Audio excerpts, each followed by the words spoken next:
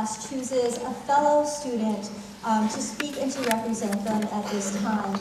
And I have to say, the words that were expressed when I asked how they made their choice were that this person has a consistent joy about her. She's engageable, she's kind, she's dedicated to her studies, and she's a supportive friend and colleague. So, with pleasure,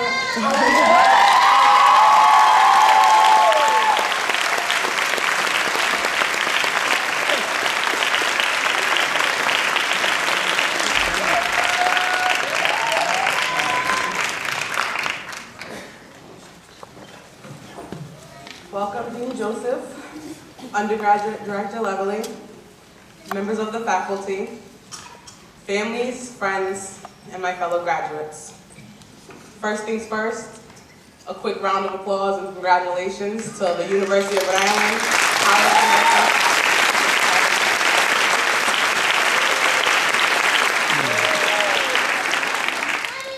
Maybe that was a little bit repetitive, but you deserve it. It is my privilege to be up here on this stage giving this speech to my fellow graduates.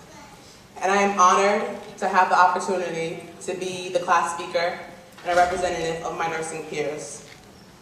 Today, thanks to our excellent education, we embark on the world informed and knowledgeable. There is no doubt that we are filled to the brim with idealism, and we believe that we can and will change the world. Others may perceive this as naive, but what do they know?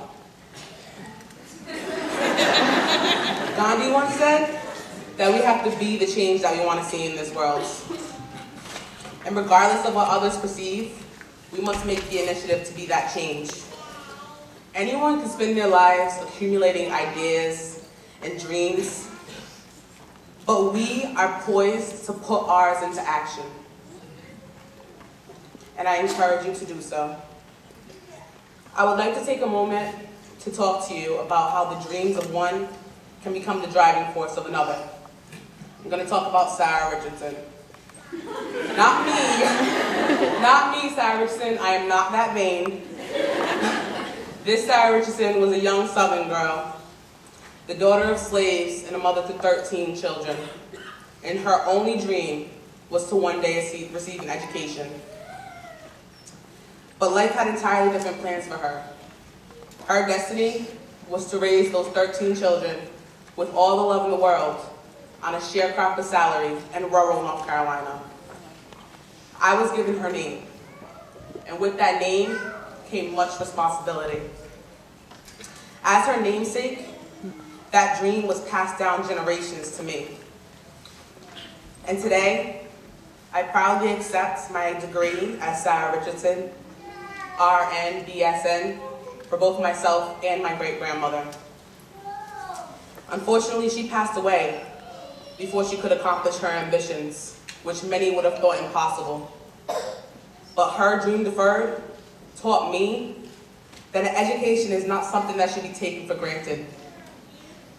It should be viewed as something sacred that not everybody has access to.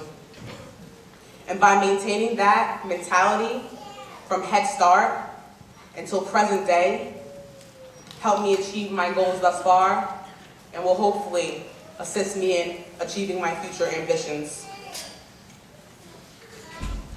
Sarah Richardson was my motivation. Who or what was yours? It's unbelievable to think back on how much we've changed from the children that we once were to the adults that we see in the mirror today. For the most part, we enjoyed elementary school.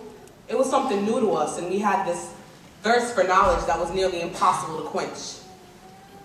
And then in middle school, we started to establish our own identities, most of which didn't necessarily exclude getting an education, but it wasn't our highest priority at that point either. And many of us took high school for granted. I'm not gonna lie, I know I did. We took advantage of it, viewing it as more of a chance to socialize than get an education. I still remember being so naive as to think that life wasn't gonna change much when I became a college student. I mean, let's be honest, before we made that transition from high school kid to college adult, could basically do whatever we wanted. But once we became official students in the College of Nursing, life got a lot more serious. We had to learn to prioritize.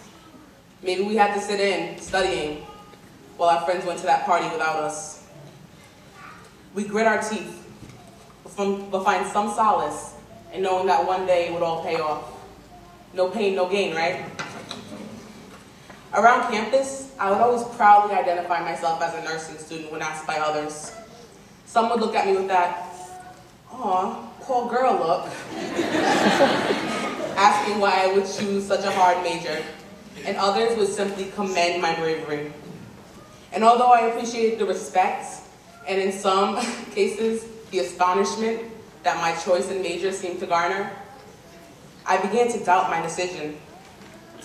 I internalized the criticisms of some and questioned my worthiness of the accolades of others. I would ask myself, why did I choose a major that would require me to be inside studying when I could have done something, well, easier? I'll tell you why. Because nothing in this world worth having is ever easy. We all could have chosen another path, free of all the obstacles that we were forced to overcome. We could have settled for achieving anything less than our dreams, but we didn't. We worked hard and we sacrificed. And now we're able to reap our rewards. This degree, this life that begins now, is worth having, and it sure was not easy to obtain. And that will make us appreciate it so much more, because we know that we fought tooth and nail to get here. Now knowing that it's possible to realize our dreams, there should be nothing in this world that can stop us from not only establishing, but conquering our future ambitions. We made it through. Some of us maintain our sanity a little better than others by developing survival strategies. Those of us who are lucky learn to, find the little pleasantries in life. Just take a moment. Think back on those times when we were camped out in the library or the dorm room or whatever little quiet place you could find to study, and you took a minute for yourself. Maybe to catch a few minutes of your favorite TV episode, Family Guy, or to glance at your friend's Facebook statuses. Whatever the distraction, it was welcomed and appreciated.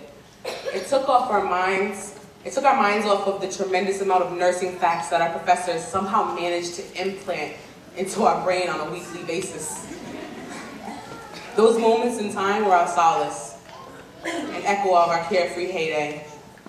Now we must embrace these inevitable changes that will occur over the next few years. We will pass our boards the first time, knock on wood, and we will find a job that we find worthwhile. And we will prove to ourselves and our employers what a University of Rhode Island College of Nursing graduate is capable of.